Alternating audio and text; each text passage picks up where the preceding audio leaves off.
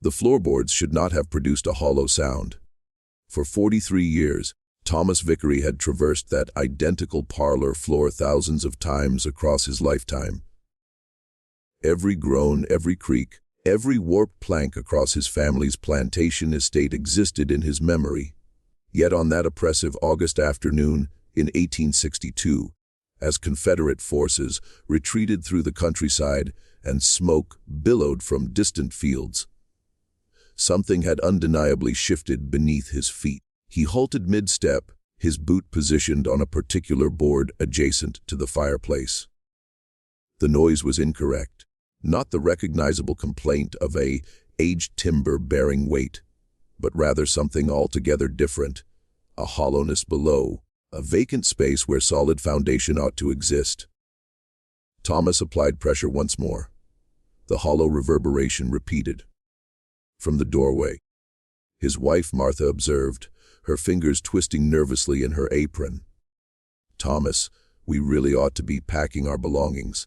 Union soldiers will arrive before nightfall." But Thomas remained preoccupied. He lowered himself to his knees, tracing the floorboard's margins with his fingertips, discovering what had somehow escaped his notice previously. A seam excessively precise, excessively intentional. Not an organic separation in the timber, but a meticulously disguised division. "Fetch me the crowbar from the barn," he instructed quietly. "Thomas, please, now is not the time." "Martha." 20 minutes elapsed before 3 floorboards rested beside him, and Thomas Vickery gazed downward into darkness that had remained undisturbed for years. The aroma ascending from below was unmistakably human. Perspiration and respiration combined with something else, something animate. He lowered his lantern into the opening. 31 sets of eyes gazed upward from the shadows. Children, every one of them, ranging from approximately 4 years to early adolescence. They remained perfectly motionless and silent. Their faces appeared gaunt yet attentive. Their bodies seemed thin but functional. No crying out occurred. No movement happened. They merely observed him with expressions conveying neither surprise, nor fear, nor hope, as though they had anticipated discovery, as though someone would eventually find them. Martha's outcry jolted Thomas back to reality.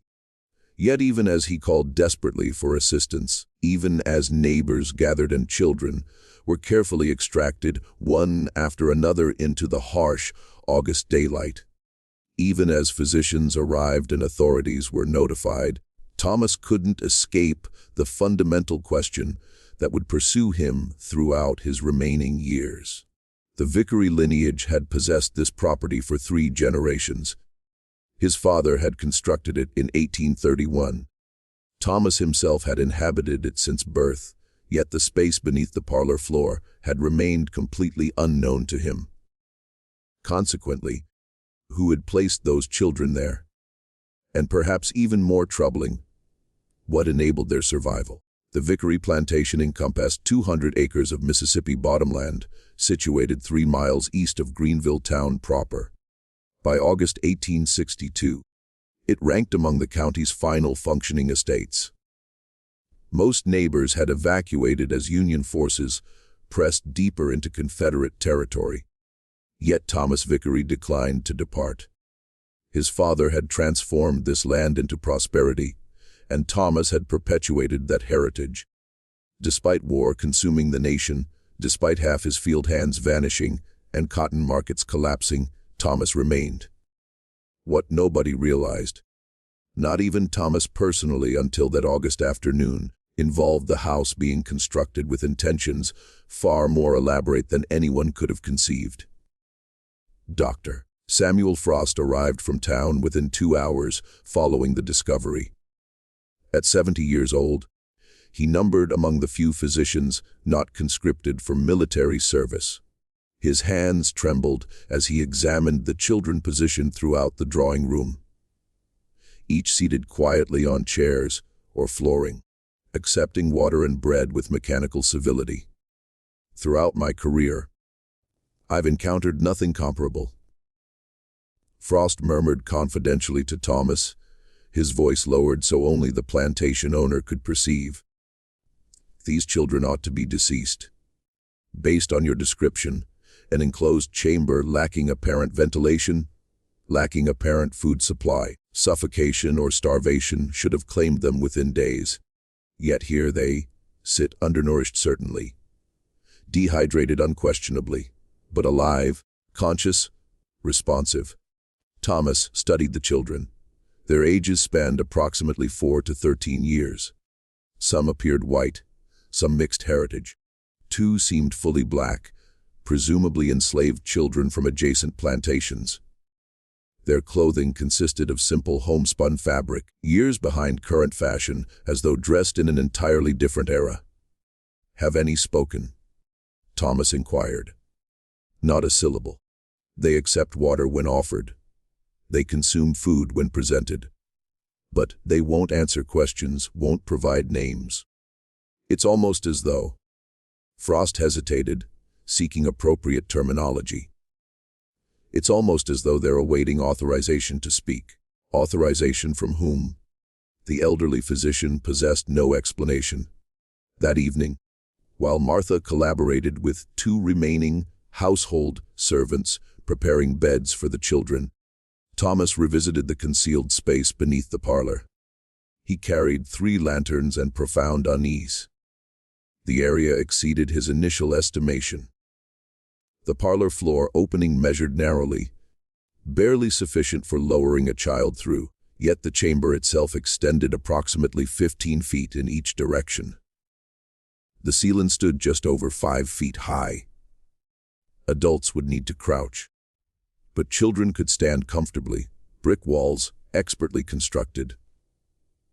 Packed earth flooring covered in scattered straw appearing decades old, and along one wall, carved into brick with what must have represented painstaking effort. Words appeared. Shepherd's Hold. 1839. Thomas's blood chilled. 1839, 8 years following his father's construction of this house. This meant his father had known about this chamber, had possibly even commissioned its creation. But for what purpose? He examined the space systematically. A ventilation shaft existed, ingeniously concealed, barely 3 inches in diameter, apparently extending upward through walls and exiting near the roof. Too narrow for human passage, yet adequate for air circulation. Evidence of water collection appeared, a copper vessel positioned beneath what resembled a condensation mechanism, drawing moisture from walls. Additionally, markings covered the floor, mostly faded chalk lines forming a pattern. Thomas studied them by lantern light, attempting to comprehend the design. It resembled a grid or map featuring 31 small circles arranged in exact positions, precisely matching the number of discovered children. By the second day, news of the discovery had circulated throughout Greenville's remaining civilian population. Warfare had emptied the town. Most young men fought elsewhere. Most families had evacuated, yet those remaining desperately sought distraction from daily survival struggles. The mystery of 31 children became the exclusive topic of conversation. Sheriff James Polk arrived on August 23rd morning. At 64 years old, he was too aged for military duty, yet too stubborn to abandon his responsibilities. The badge on his chest had tarnished, and his eyes reflected the exhaustion of someone witnessing their entire world disintegrate. "I must interview them," Polk declared, standing in the vicary drawing room, observing the children arranged in orderly rows, their faces expressionless. Someone must be missing these youngsters. Families must be conducting searches. Verbal responses remain absent, Dr. Frost stated. He had remained at the plantation, simultaneously fascinated and disturbed by the medical impossibility before him. "We've attempted everything. Direct questioning, gentle encouragement, even attempting to frighten responses from them. Nothing achieves results." "They comprehend English?" Polk inquired. "Certainly. They follow directions perfectly. Instruct them to stand, they stand. To sit, they sit. Yet they won't initiate speech independently. Thomas observed from the room's corner. He had barely slept since the discovery. Each time he closed his eyes, those 31 faces stared upward from darkness, and he continually revisited the same impossible questions. How had they survived? And why had his father constructed that chamber? "I've been examining my father's documents," Thomas commented quietly. His correspondence, financial records, journals, seeking any reference to this situation. Polk turned toward him. "Nothing explicit exists. However, gaps appear, periods during 1839 and 1840 where he recorded no daily journal entries. This was uncharacteristic. He maintained meticulous records. Additionally, several substantial payments appear to a construction contractor from Natchez. Substantial payments, yet no description of the project. The contractor's identity: Henry Cutler, though I've conducted inquiries.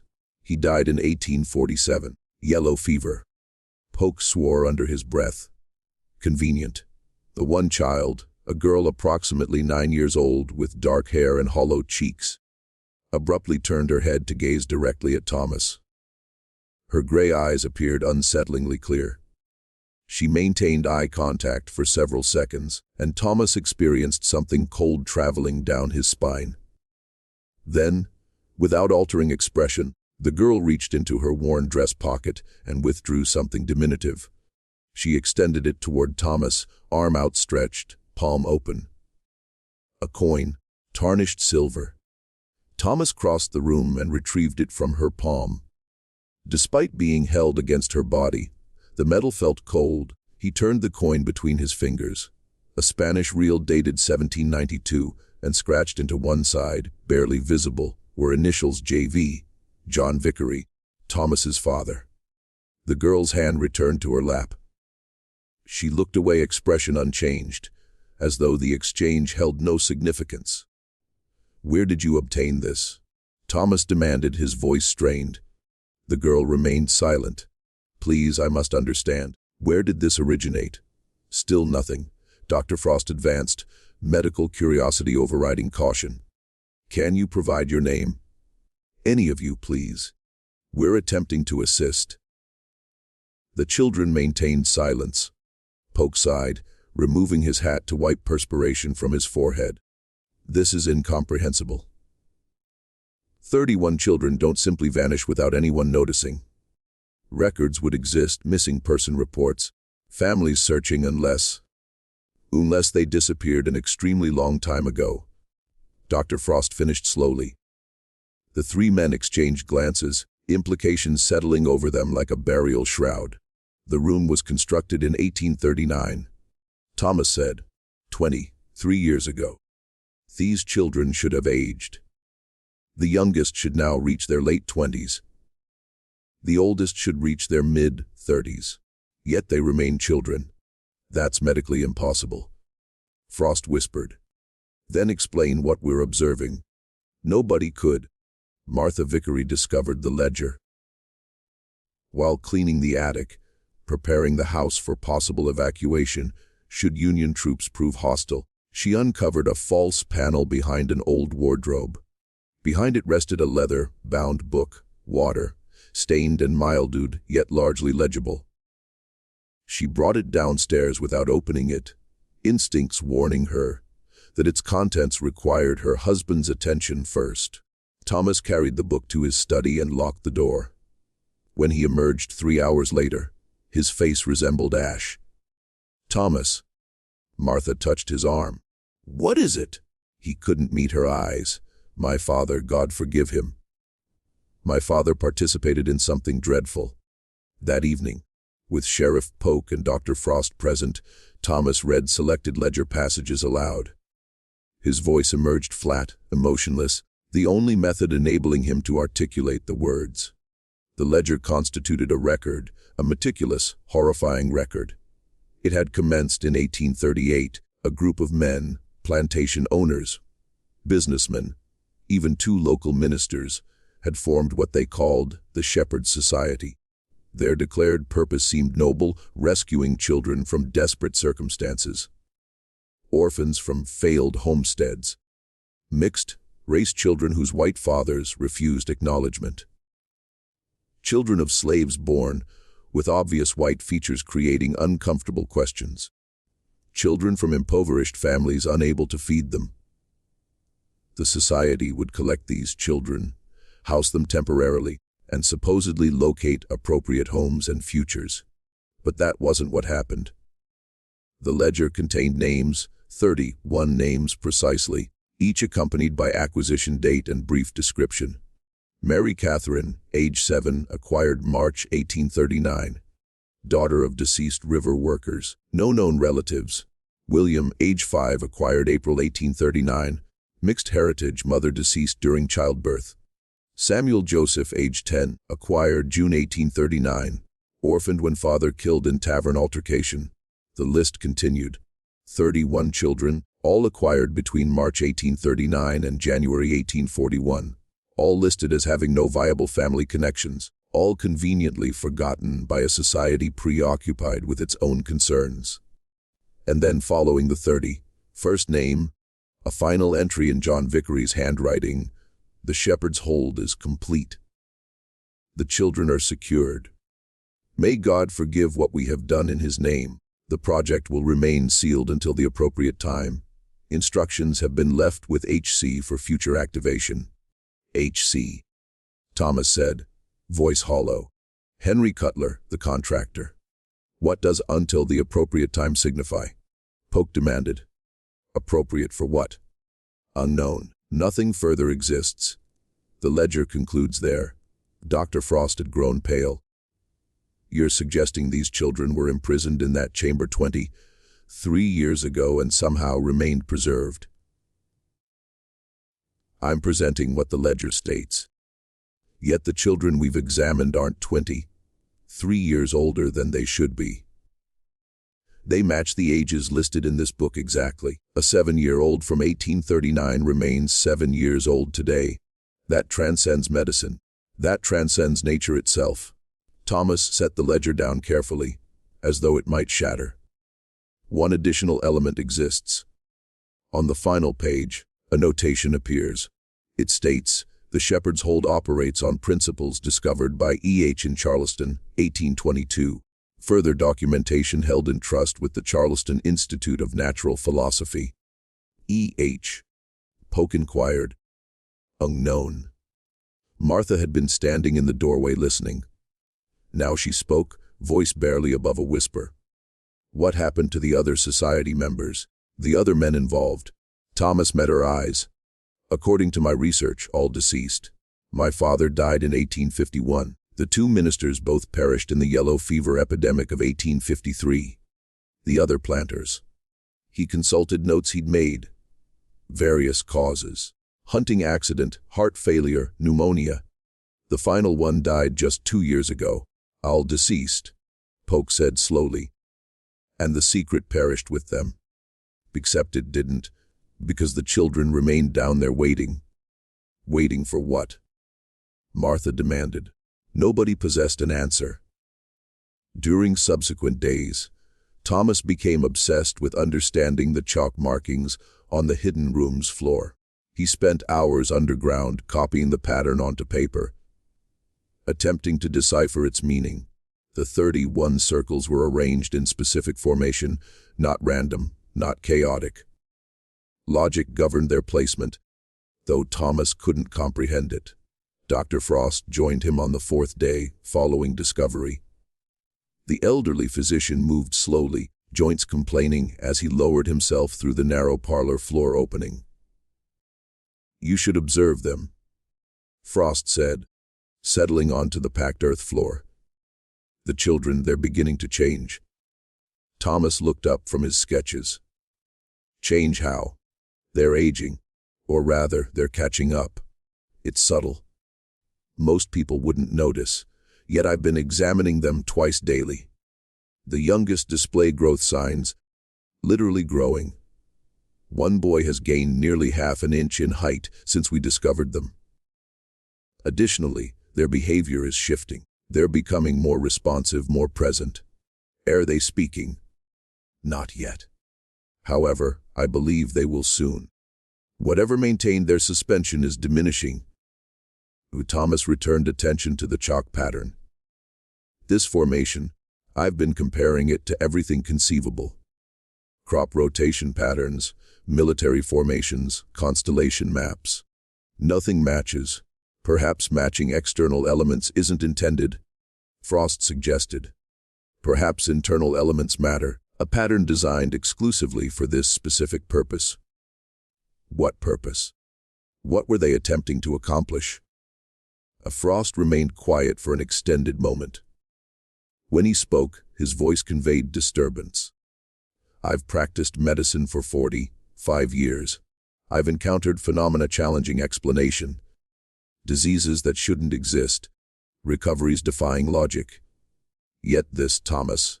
What if your father and his associates stumbled onto something authentic, something capable of suspending human development, halting time for living beings? That's impossible. So is what we're witnessing. Yet here we stand. Thomas set down his papers. A notation in the ledger mentioned someone identified as E.H. in Charleston, 1822, and the Charleston Institute of Natural Philosophy. I'm familiar with the Institute, Frost said, a research organization operating during the 1820s and 30s, focusing on unconventional sciences, the type of pursuits respectable academics wouldn't approach. They closed in 1837 following some scandal. What kind of scandal? I don't recall specifics, yet rumors circulated about human experimentation. Attempts to manipulate natural processes, the sort of whispers prompting men to flee town. Thomas felt that cold certainty settling over him again. My father was experimenting on those children, perhaps. Or perhaps he believed he was rescuing them. The ledger mentioned rescuing children from desperate situations. What if they believed they were preserving these children, until improved circumstances, by confining them underground for 23 years? Frost offered no response. That evening, one child finally spoke. The dark-haired girl who had given Thomas the coin. She sat in the drawing room with the others, consuming a modest dinner of bread and broth, when she suddenly looked up at Martha and said in a voice rough from disuse, "Where is the shepherd?" The room fell silent. Everyone stared. Martha knelt beside the girl's chair. "What did you say, sweetheart?" "Where is the shepherd?" the girl repeated. Her gray eyes appeared clearer now, more focused. "He told us he would return. He promised, when the time was right, he would come back for us." "Who is the shepherd?" Martha asked gently. "The man who brought us here. The man who said we would be safe, that we would sleep, and when we awakened, everything would be improved." The girl's expression flickered, the first emotion anyone had witnessed from her. Yet everything isn't improved. The world remains sick. We can perceive it. Thomas entered the room, heart pounding. "What is your name?" The girl regarded him.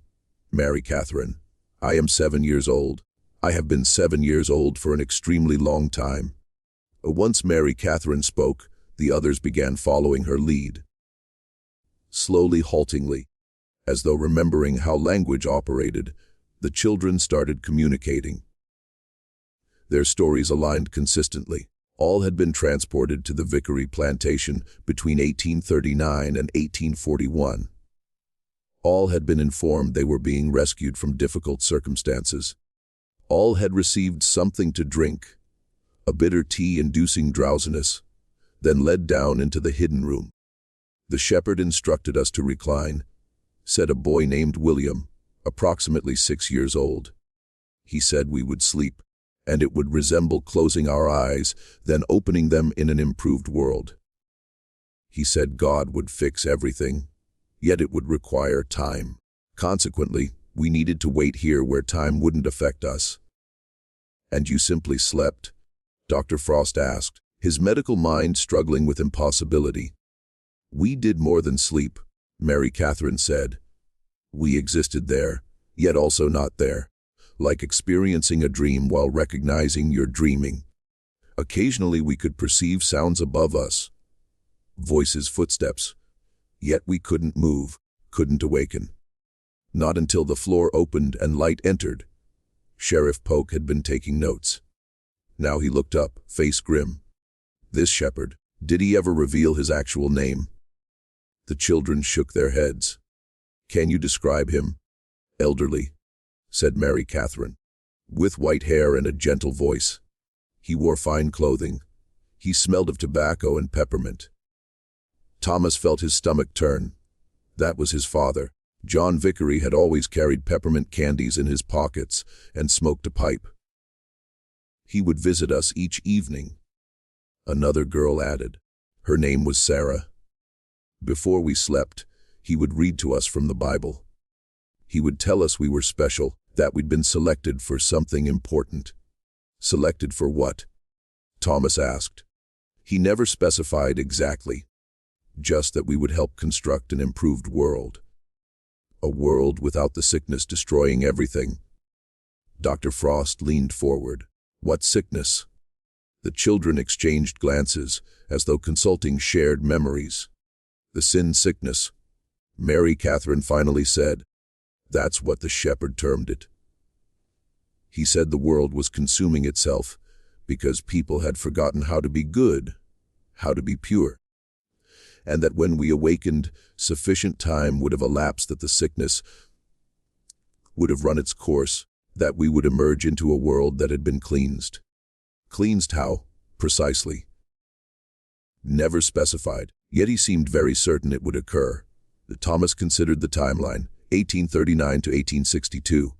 23 years. His father had placed these children in suspended animation somehow, impossibly believing that within 23 years, the world would have corrected itself, would have become pure again. Instead, the nation had torn itself apart in civil war. Did any other adults visit you? Thomas inquired. Besides the shepherd occasionally, said a boy named Daniel. Other men would come. They would stand at the chamber's edge and observe us. One was a doctor. He would check our breathing, our heartbeats. He seemed amazed we remained alive. This doctor. Do you recall his name? Dr. Frost, Daniel said. The room turned cold. Everyone looked at the elderly physician, who had gone absolutely white. That's impossible. Frost whispered. I've never. I would remember, not you. Mary Catherine said gently. Your father, Dr. Marcus Frost. He visited us many times. He took notes. He was extremely interested in what the shepherd had accomplished.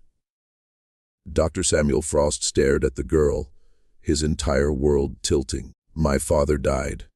Dr. Samuel Frost stared at the girl, his entire world tilting. My father died in 1849. He never mentioned anything about this. Nothing. He was sworn to secrecy, Mary Catherine said, her gray eyes holding knowledge far beyond her 7 years of physical age. They all were. The shepherd made them promise. He said if anyone outside the society learned about us, the project would fail. The world would discover before it was ready. Thomas felt his legs weaken. He sat down heavily in the nearest chair. How many men belonged to this society? 7, said William. The shepherd spoke of 7 members. The 7 pillars, he called them. 7 men who would preserve the innocent until the cleansing was complete. Sheriff Polk consulted the ledger Thomas had provided. According to this, the 7 members were John Vickery, Marcus Frost, Reverend William Hayes, Reverend Thomas Pritchard, plantation owner Edmund Cordell, merchant George Brennan, and attorney Charles Whitfield, all deceased, Thomas said quietly. Every single one. Not quite, Dr. Frost said slowly, his face still pale from the revelation about his father. Charles Whitfield had a son, Stephen Whitfield. He remains alive, as far as I know, moved to Vicksburg years ago, yet he was here during the war's early days. Polk stood immediately. I need to speak with him. If anyone knows the complete truth about what these men were doing, he won't know anything." Mary Catherine interrupted. The shepherd was very clear. The secret died with them. They informed no one. Not their wives, not their children, not their closest friends. Only the 7 knew the full truth. Then how do we explain what happened? Thomas demanded, frustration bleeding into his voice. How do we explain 31 children who haven't aged in 23 years? How do we explain their survival without food, without proper air, sealed in a tomb? Mary Catherine regarded him with those unsettling gray eyes. We survived because the shepherd knew the old ways, the forgotten ways. He learned them from a man in Charleston, a man who understood how to make time stop for those pure of heart. E.H. Thomas breathed the notation in the ledger. E.H. from Charleston. Ezra, Mary Catherine said. That's what the shepherd called him. Ezra. He never told us the full name, yet he said Ezra had discovered something in ancient books. Knowledge about preserving life beyond its natural span, about keeping innocence from being corrupted by time. Dr. Frost shook his head violently. This is madness. You're describing something that doesn't exist. Can't exist. And yet we exist. Mary Catherine replied simply. We who should be dead but are alive. We who should be grown but remain as we were. You cannot deny what you see before you, doctor. The elderly physician had no response. Thomas spent the next 3 days searching every corner of the house. If his father had corresponded with this mysterious Ezra in Charleston, letters might exist, documents, something explaining the impossible. He discovered them in the most obvious place, hidden in plain sight. His father's Bible, the family Bible resting on the study shelf for over a decade, untouched since John Vickery's death. Thomas had never thought to examine it carefully. Now opening it with trembling hands, he found a secret compartment carved into the thick pages of the Old Testament. Inside rested 7 letters, folded and sealed with wax that had long since cracked. The letters were dated between 1837 and 1839. All originated from the same sender, E. Harper, Charleston Institute of Natural Philosophy, Charleston, South Carolina. Thomas carried them to the dining room where Sheriff Polk, Dr. Frost, and Martha waited. With everyone watching, he opened the first letter and read aloud. June 15, 1837. My dear Mr. Vickery, I write in response to your inquiry regarding the preservation of innocence in an age of moral decay. Your concerns mirror those of many thoughtful men who observe society's degradation and wonder what might be salvaged for future generations. You inquire whether shielding the pure from time's corruption is possible. I tell you that not only is it possible, but I have achieved it through methods both ancient and modern. I have discovered how to suspend the natural processes governing human development. Not death, for that would be abomination, but rather a form of preservation, a sacred sleep, if you will. The science is complex, yet the principle is straightforward. Certain compounds, when administered in precise dosages alongside specific environmental conditions, can slow the body's metabolic functions to nearly imperceptible levels.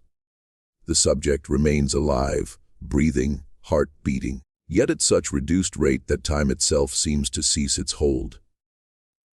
I have tested this on animals with remarkable success. The question now becomes, dare we attempt it on human subjects? And if so, for what purpose? You mentioned concern for orphaned and abandoned children in your region. Children facing lives of degradation and suffering.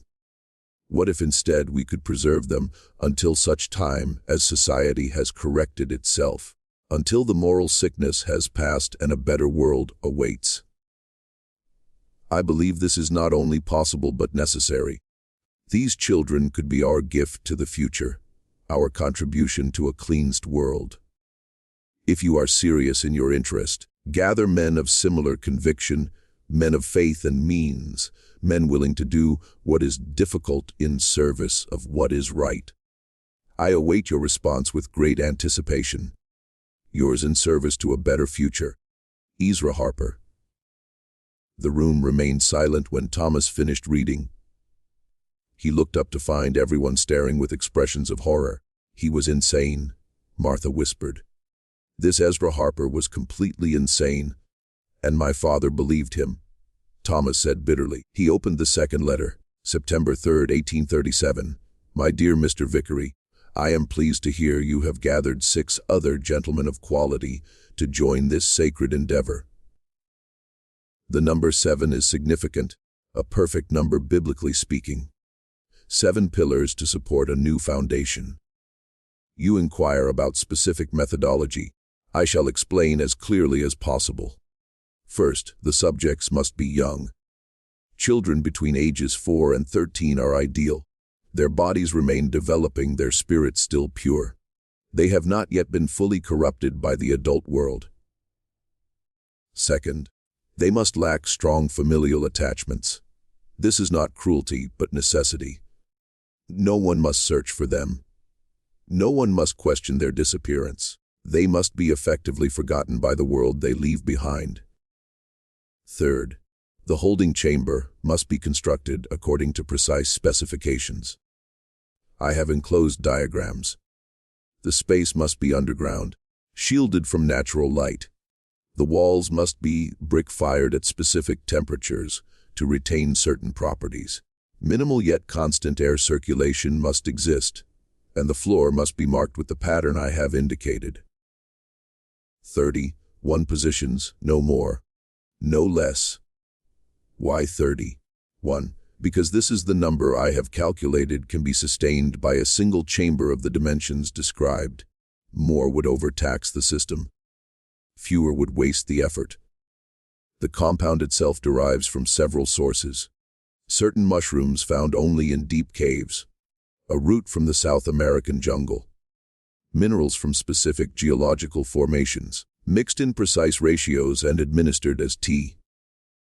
It will induce the state I have described.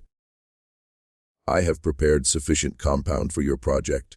It will arrive by separate shipment, carefully packaged. 1 dose per child. Once administered and the subjects positioned, the chamber must be sealed, completely sealed. No light must enter. No sound from above must penetrate. They must exist in perfect isolation. How long can they remain in this state? My calculations suggest decades, perhaps longer. Time will tell. When you believe the world has sufficiently changed, when the moral cleansing you seek has occurred, you may open the chamber. The subjects will awaken gradually, returning to consciousness over several days. They will remember nothing of their time in stasis. They will be exactly as they were when entering, frozen in time, perfect and uncorrupted. This is our gift to the future, my friend. 31 innocent souls preserved like seeds in winter, waiting for the spring that must surely come. I trust you will proceed with the gravitas this endeavor deserves. Yours in sacred purpose, Ezra Harper. Doctor. Frost had grown steadily paler as Thomas read. Now he interrupted. This describes deliberate human experimentation, drugging children and sealing them in a tomb. This is monstrous, and yet it worked, Sheriff Polk said quietly. Somehow, impossibly, it actually worked. Thomas opened the third letter. His hands were shaking. January 12, 1838. My dear Mr. Vickery, I'm gratified to hear construction of the Shepherd's Hold proceeds according to plan. Your contractor sounds discreet and capable. It is essential he understands secrecy's importance. Once work completes, it would be unfortunate if he discussed the project with others. You express concern about moral implications of what we undertake. You worry we are playing God, interfering with natural law. Let me address these concerns directly. What is more moral? To allow innocent children to suffer degradation, poverty, and corruption in this fallen world, or to preserve them in a state of grace until the world has corrected itself? We are not ending lives. We are protecting them. We are not playing God. We are following his example. Did he not preserve Noah and his family through the flood? Did he not shield the faithful while the wicked were destroyed? We are simply doing the same on smaller scale. These 31 children are our ark, our preservation of innocence against the deluge of sin threatening to drown everything good. A's for natural law. Nature itself is fallen, corrupted by sin. What we call natural is often simply degradation wearing a familiar face. The work we do transcends nature. It touches something higher, something eternal. I understand your fear. This burden weighs heavily. Yet you must trust in our purpose's righteousness. Future generations will thank us. When these children emerge into a cleansed world, they will be the first citizens of a better age. Continue your work. Gather the subjects. Prepare the chamber. And have faith that what we do in service of a vision greater than ourselves. Yours in unwavering conviction, Ezra Harper. His manipulating him, Martha said, her voice tight with anger. This Harper is preying on your father's religious convictions, twisting scripture to justify something horrific. Thomas nodded slowly. My father was devout, deeply devout. If someone presented this as a holy mission, a way to save innocent souls. He trailed off, unable to finish. The fourth letter was shorter. March 20th, 1839. My dear Mr. Vickery, the compound has been shipped. You should receive it within the fortnight. Handle with extreme care. The substances are not dangerous in prepared form, yet they must be kept away from heat and light. Instructions for administration. Mix 1 vial with warm tea or milk. The taste will be bitter yet tolerable. The subject should consume the entire mixture. Effects will begin within 30 minutes. First drowsiness, then deep calm, finally descent into stasis. This process is painless. Once all subjects have received their doses, position them in the chamber according to the pattern. This is crucial. Each child must be placed exactly as indicated on the diagram. The pattern is not arbitrary. It forms a kind of network, each position supporting the others. If even one child is improperly placed, the entire system may fail. Shell the chamber only after all subjects are positioned and showing deep stasis signs. Their breathing should be nearly imperceptible. Their skin should be cool to the touch yet not cold. This indicates correct state. Once sealed, do not open the chamber for at least 20 years. This is minimum time required for the world to begin healing. You may wait longer if you judge the cleansing incomplete. Mark the sealing date in your personal records, and then forget.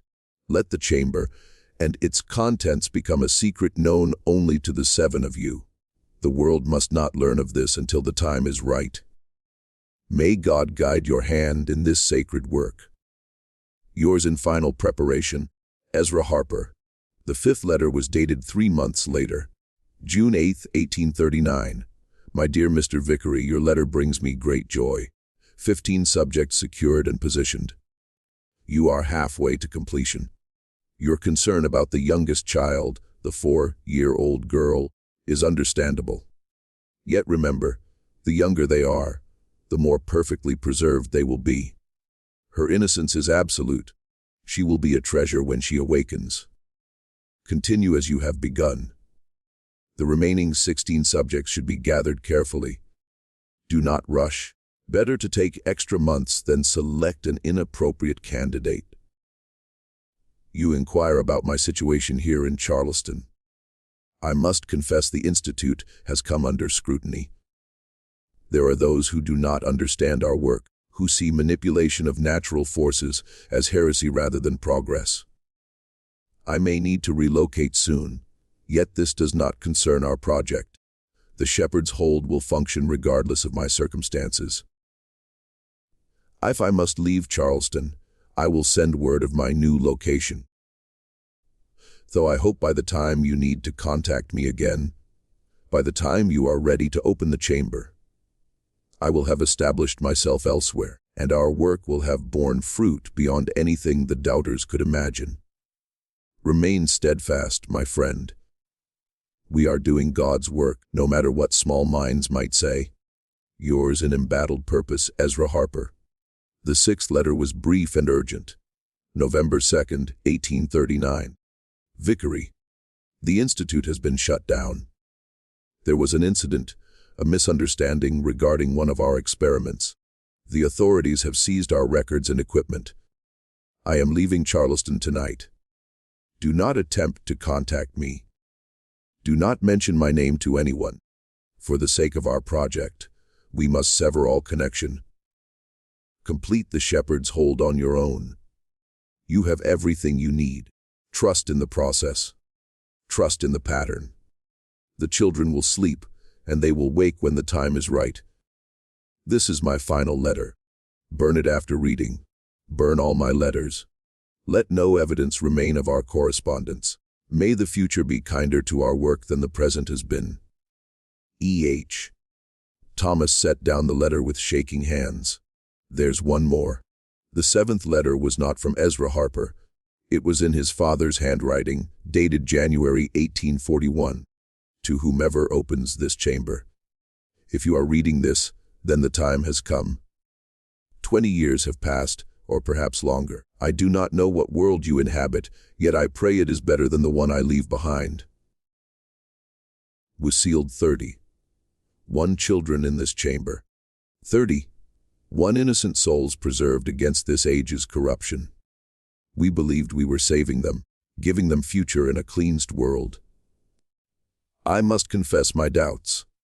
As years pass and I see the children sleeping beneath my feet, I wonder if we have done something monstrous, if we have mistaken our own fear and helplessness for divine purpose. Yet it is too late now. The deed is done. The children sleep, and I lack courage to wake them into this broken world. If you have found them alive, then the process worked. Ezra Harper's impossible science actually functioned. The children have been preserved. You must decide what to do with them. I cannot guide you. I can only tell you their names, their stories, and beg your forgiveness for what we have done. May God have mercy on our souls. John Vickery. January 15, 1841. The room remained silent for an extended period after Thomas finished reading. Finally, Sheriff Polk spoke. Your father regretted it. Ultimately, he recognized wrongdoing. Yet he didn't open the chamber. Thomas said bitterly. He didn't release them. He left them there for 23 years. He was afraid, Dr. Frost said quietly. Afraid of what the world would do to them if they emerged, and perhaps afraid of what he would have to confess if anyone learned the truth. Mary Catherine had been standing in the doorway, listening. Now she stepped into the room. Several other children followed her: William, Sarah, Daniel, and a few others. They moved with more confidence now, more presence, as though each passing day helped them reclaim humanity. The shepherd was afraid, Mary Catherine said. We could feel it even in our sleep. His fear weighed like a weight pressing down on the chamber. He would come sometimes, stand above us, and we could sense his anguish through the darkness. How many times did he come? Thomas asked. Many times over many years, and then one day he stopped coming and we knew he was gone. Yet still we slept. Still we waited because he had instructed us to wait, and we trusted him. Her gray eyes held Thomas's gaze. You opened the chamber before the world was ready. The shepherd said 20 years minimum. It has been 23. Yet the world has not healed. We can feel it. The sickness is worse than ever. What sickness? Martha demanded. What are you talking about? The war, Mary Catherine said simply. The killing, the hatred. We can feel it in the air, in the water, in the very ground beneath this house. The world is tearing itself apart. The shepherd's plan has failed. Stephen Whitfield arrived at the Vickery plantation 5 days after the discovery. He was 43 years old, a successful attorney who had avoided conscription through wealth and political connections. Sheriff Polk had sent for him, explaining only that questions existed about his father's activities during the late 1830s. Whitfield's reaction upon seeing the children was immediate and visceral. He grew pale, staggered backward, and required catching by Thomas to prevent falling. "This isn't possible," Whitfield whispered. "They're supposed to be dead. They're all supposed to be dead." The room grew still. "What do you mean?" Polk demanded. "What do you know about this?" Whitfield's eyes were wild, darting from child to child. "My father. He told me on his deathbed 3 years ago. He was delirious with fever, rambling. I thought it hallucination, morphine dreams. Yet he kept talking about the children, the 31 sleeping children. He said they'd been a mistake, that the 7 of them had tried to play God and failed." "What else did he say?" Thomas pressed. Whitfield slumped into a chair, face in his hands. "He said they'd given them something. Some compound from a madman in Charleston. It was supposed to preserve them for 20 years. Just 20 years, and then they were supposed to wake naturally. The chamber would somehow trigger their awakening. Yet it's been 23 years, Dr. Frost said. "Exactly." Whitfield looked up, eyes haunted. "My father said if they didn't wake after 20 years, it meant the compound had failed. It meant they were dead. Yet their bodies had been preserved. Corpses that looked alive but weren't. He said the most merciful thing would be to leave them sealed forever. To let them rest in peace and never speak of it again." "But they're not dead," Martha said. "They're clearly alive. They speak, they eat, they move." "Are they?" Whitfield's voice was strange, hollow. "Are you certain?" Mary Catherine stepped forward. She moved with purpose now. None of the mechanical quality from those first days. She crossed the room and stood directly before Whitfield. "Your father came to visit us," she said. "After the chamber was sealed, he would stand above and pray. He would beg God for forgiveness. He was afraid of what he'd done." Whitfield stared at her. "What's your name?" "Mary Catherine." "From the ledger." He breathed. "You're the first they took. March 1839. You'd be 30 years old now, yet you're still a child." "I am still 7 years old," Mary Catherine corrected. "I have always been 7 years old. I will always be 7 years old." The way she said it, so matter of fact, so final, sent chills through everyone present. "What do you mean?" "Doctor," Frost asked carefully. "You're aging now. We've observed it. You're growing, developing. In a few years, you'll be a young woman." Mary Catherine smiled. It was not reassuring. "You are watching us catch up to the years we lost. 23 years of suspended time. Yet when we reach the age we should be, when our bodies match our chronological years, we will stop again. We will be 30 years old or 35 or 27, whatever age our mathematics demands, and then we will remain that age forever." "That's impossible," Whitfield said. "Why are impossible?" Mary Catherine replied. "We are living contradictions, children who have lived decades. Innocence preserved in a world of sin. The compound changed us, made us something other than fully human." Dr. Frost stood abruptly. "I need to examine you, all of you, properly. Medical examinations, blood tests. I need to understand what's happening to your bodies." "You won't find anything?" Mary Catherine said. "We look human. Our hearts beat. Our lungs breathe. Yet we are different, fundamentally different. The shepherd and his society didn't merely preserve us, they transformed us." "Into what?" Thomas demanded. "We don't know yet. We're still discovering it ourselves." Over the following week, Dr. Frost conducted extensive examinations of all 31 children. What he found disturbed him deeply. Superficially, they appeared completely normal. Healthy children showing malnutrition and dehydration signs yet recovering well. Their vital signs remained stable.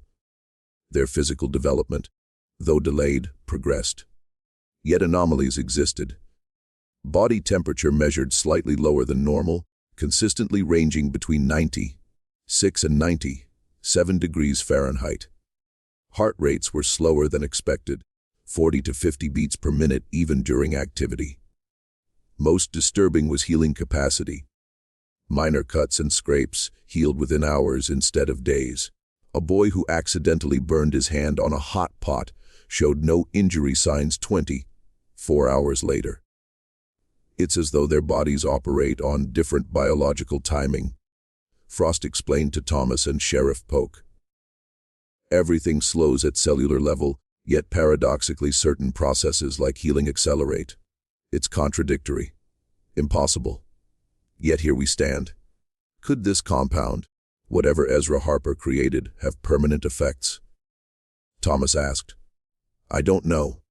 I've never encountered anything comparable. If I had access to the original formula, perhaps I could understand. Yet Harper disappeared. The institute closed.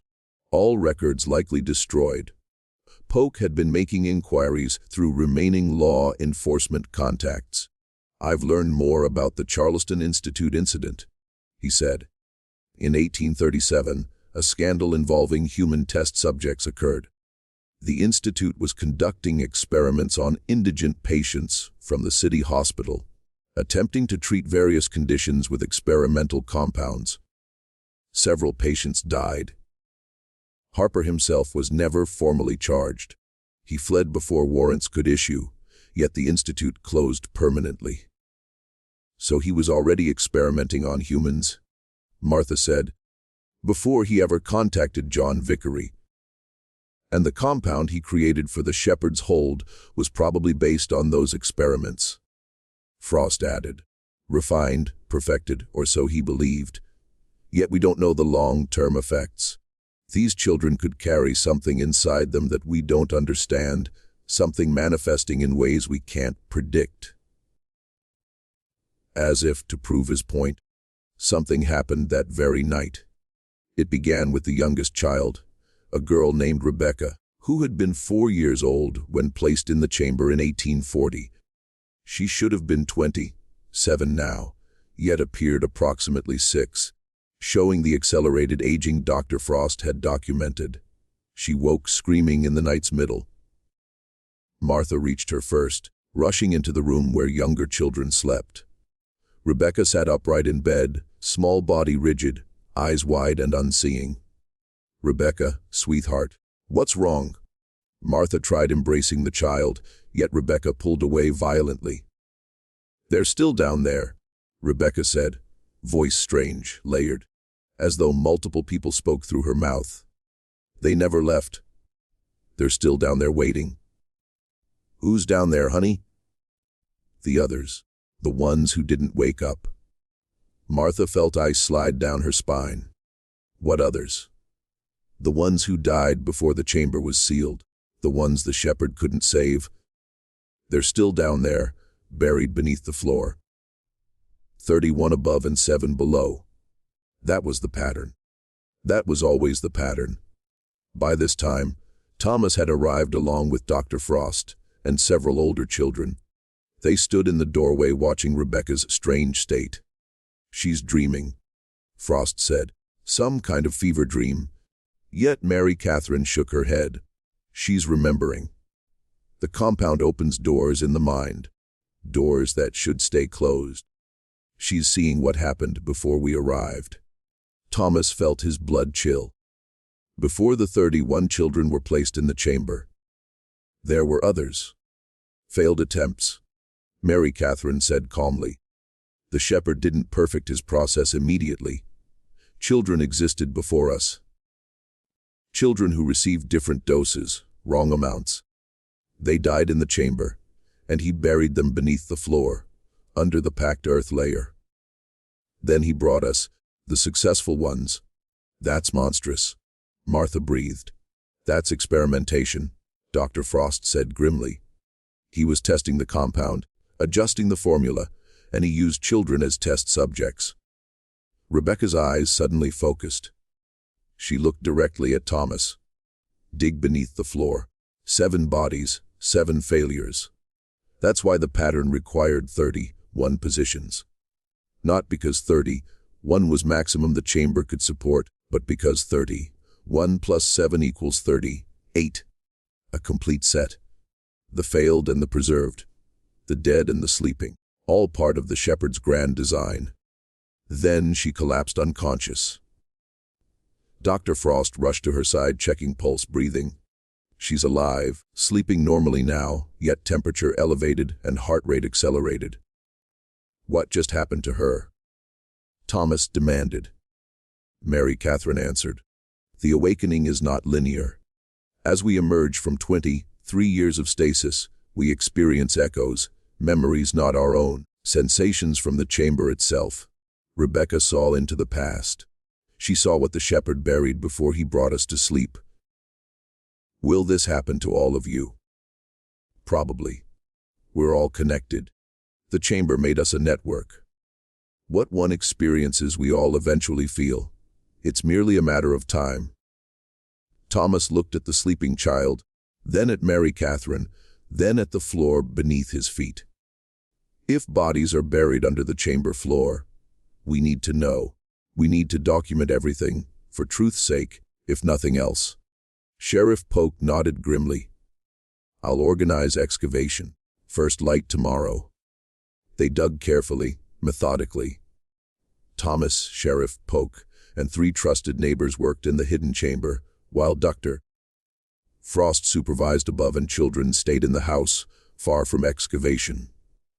The packed earth floor proved harder than expected.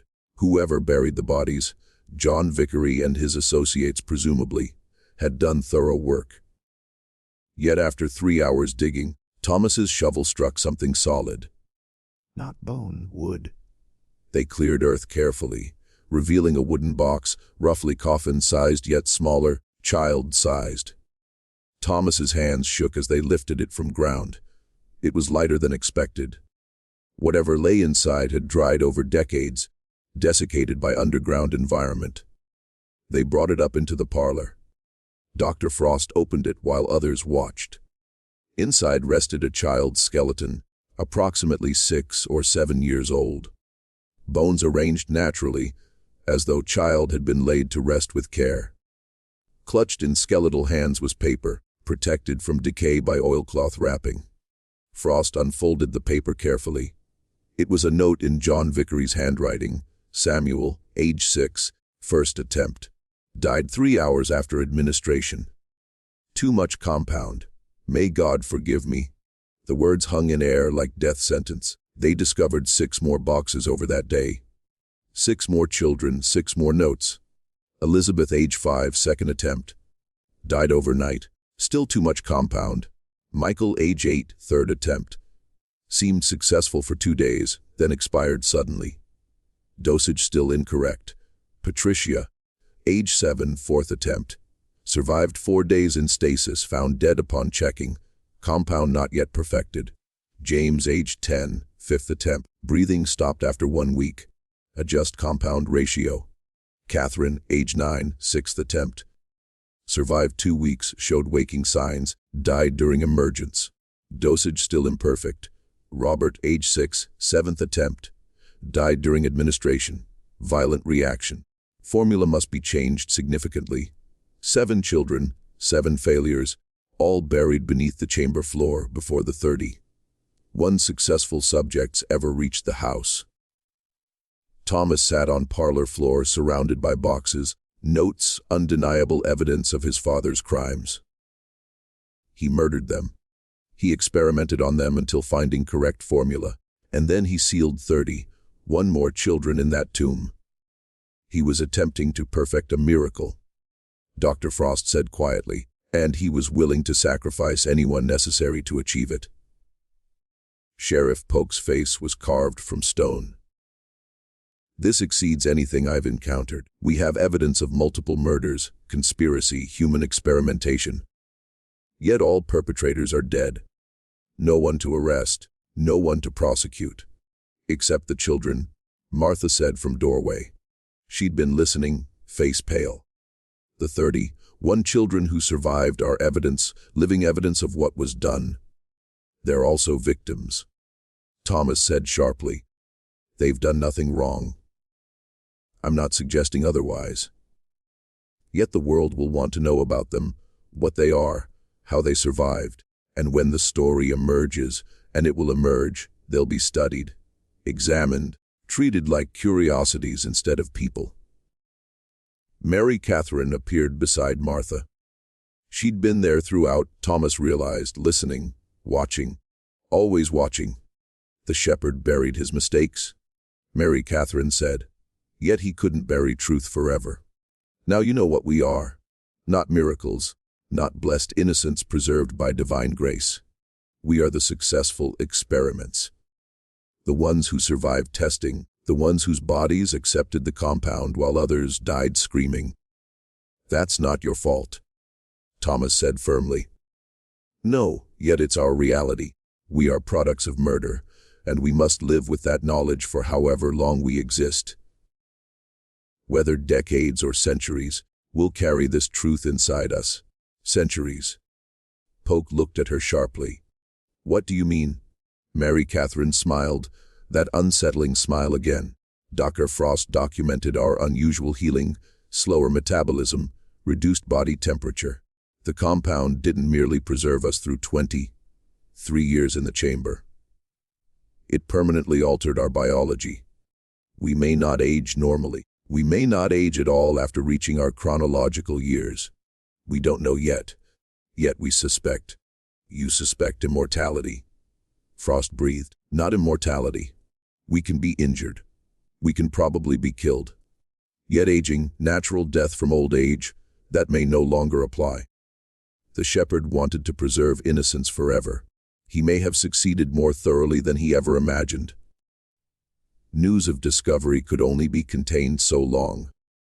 By August's end, rumors spread throughout the county. Union troops arriving in Greenville as part of advance through Mississippi heard stories and dispatched an officer to investigate. Major Robert Sinclair was 35, a career soldier from Connecticut. He'd seen combat in multiple engagements and considered himself unflappable.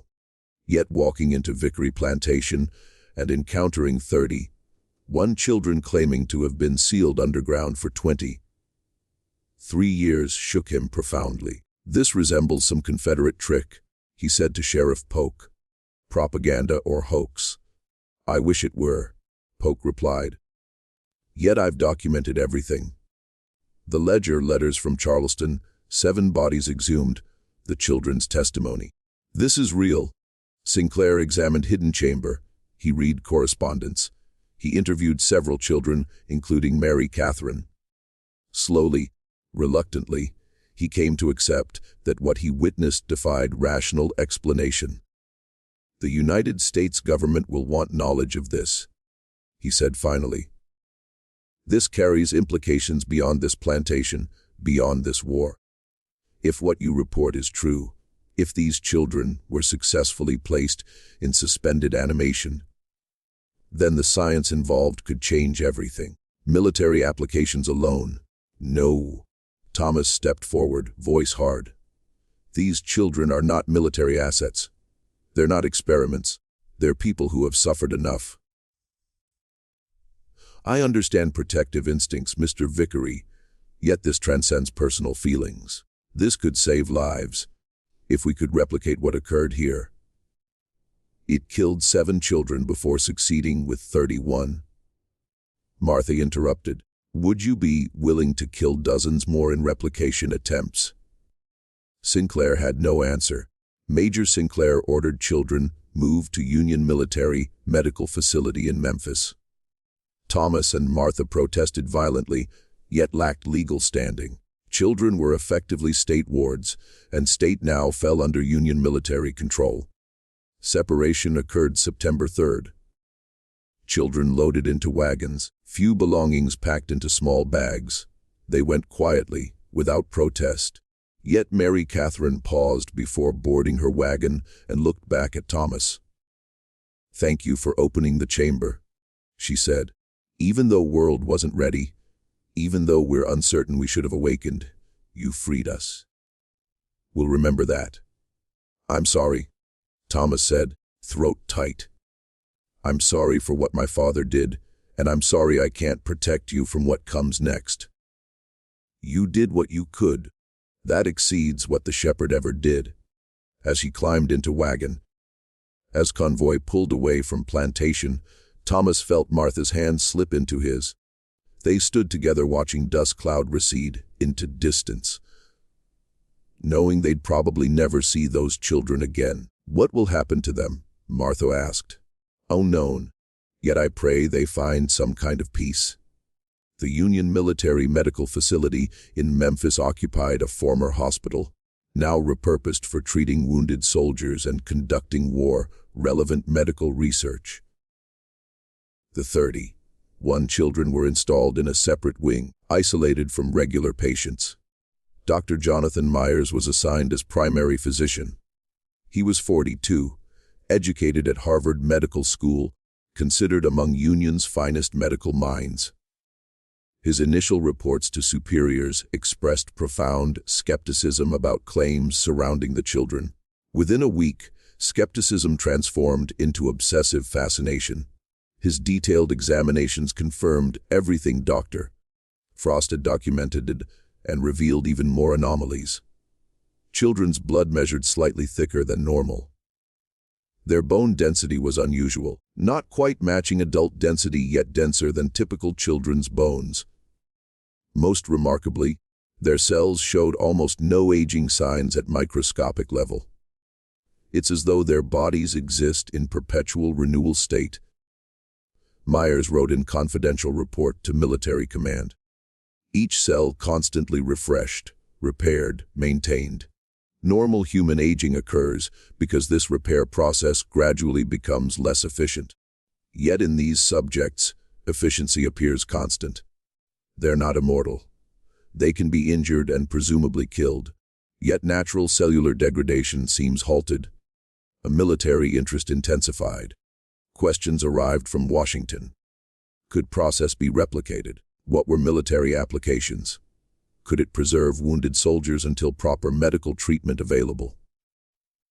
Dr. Myers received orders to determine mechanism of action, which meant experiments. He began carefully. Blood samples, tissue samples, healing process observation. Yet as weeks passed and pressure from superiors increased, experiments became more invasive. He administered various substances to observe how altered biology would respond. He induced minor injuries to study healing. He subjected them to temperature extremes to test resilience. The children endured everything with same quiet acceptance, displayed since awakening. They answered questions. They complied with instructions. They showed no resistance, except Mary Catherine. On October 15th, during a particularly uncomfortable examination, she looked directly at Dr. Myers and said, "You resemble the shepherd," justifying cruelty by calling it science. Myers froze. "I'm not cruel. I'm attempting understanding." The shepherd said the same. "Understanding requires sacrifice," he said. "The 7 who died were unfortunate yet necessary. That's your thinking, isn't it? That we're valuable resources. That minor suffering now could save many lives later. These tests aren't causing significant harm. They're causing us to lose what little humanity remains. We're becoming specimens, objects. Same as we were objects to the shepherd. Innocence to preserve, tools for his vision of better world." Myers set down instruments. "What would you have me do?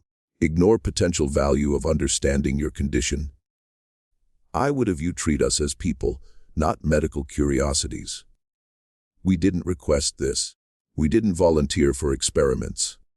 We were children stolen from desperate situations and transformed into things not quite human anymore. And now, Instead of discovering what we are on our own terms, we're studied and tested and treated like laboratory animals. The doctor had no response. That night, Mary Catherine spoke with other children. They gathered in large sleeping room, all 31 beds arranged in rows, and she explained what she believed was happening. They're attempting to extract the shepherd's secret, to recreate what was done to us. That means they'll keep testing us, pushing us, observing how far our bodies can be driven. It will never cease, not as long as we remain here. What choice exists? Asked William. We're children. No money, no families, no legal rights. We're prisoners. Well, possess one advantage, Mary Catherine said quietly. We're not normal children. The compound changed us. We're stronger than appearance suggests. We heal faster. We endure what others cannot. And we're connected. The chamber linked us.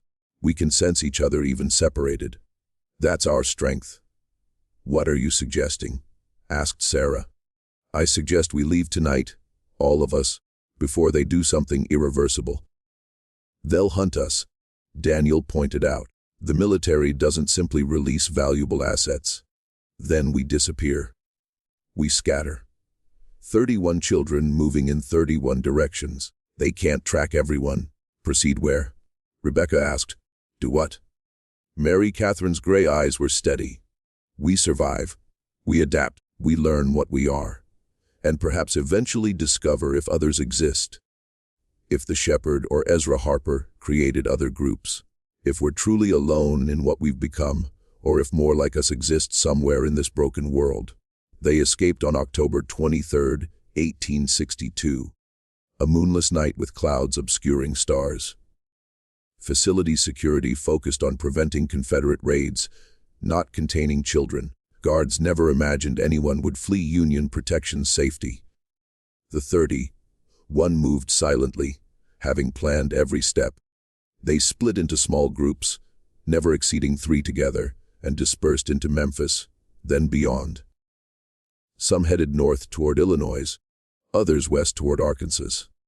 A few went south, back toward Mississippi. They'd agreed to leave no trail, adopt different names, blend into wartime America's chaos, where displaced children were common and records unreliable. By the time Dr.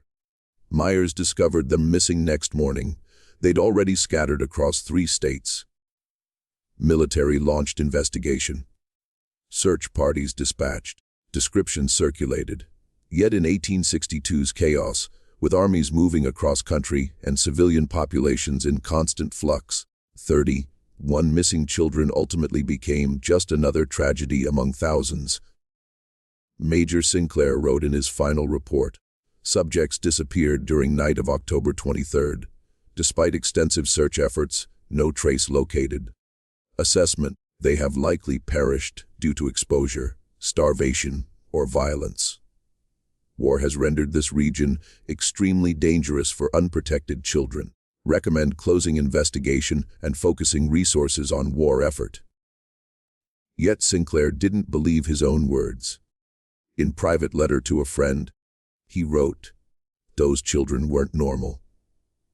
Whatever was done to them transformed them into something else. I don't believe they perished. I believe they're out there somewhere, surviving in ways we can't imagine, and I'm uncertain whether that's comforting or terrifying." Thomas Vickery died in 1871, 9 years after discovering Hidden Chamber. He never learned what happened to the 31 children.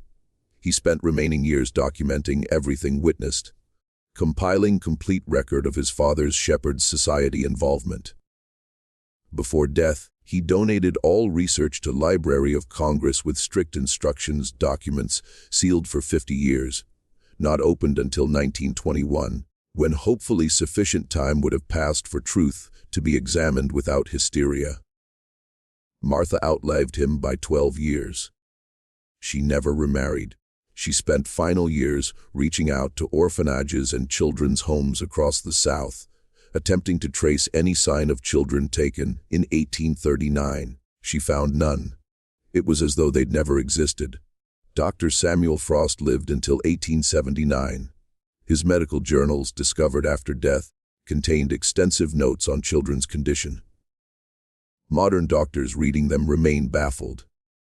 Some dismiss as elaborate fiction. Others wonder if Frost documented something genuinely extraordinary. Sheriff James Polk survived war and Reconstruction period.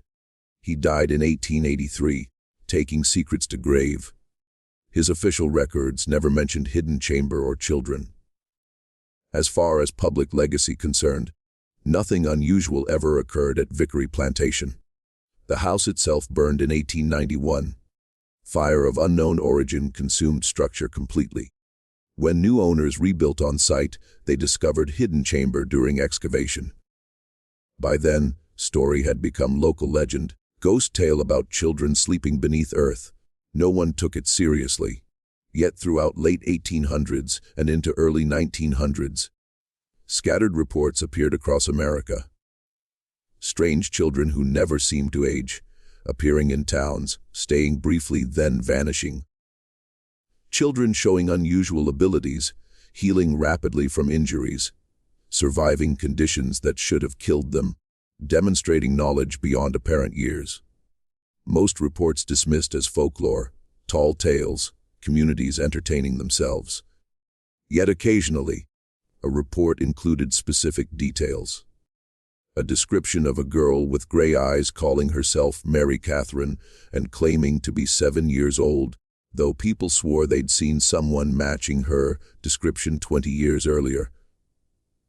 Looking identical. A boy named William working odd jobs in western frontier towns, never staying more than months, always moving before questions arose about why he never grew. A girl named Sarah appearing at Chicago orphanage in 1885, claiming to be 8 years old, matron swearing she'd seen identical girl at same orphanage in 1870 giving same age. Were these children from Shepherd's Hold, or merely coincidental similarities? Human mind creating patterns where none existed. No one could say definitively. In 1921, when Thomas Vickery's sealed documents finally opened, they caused brief sensation. Newspapers ran stories about Mississippi mystery and children who couldn't die.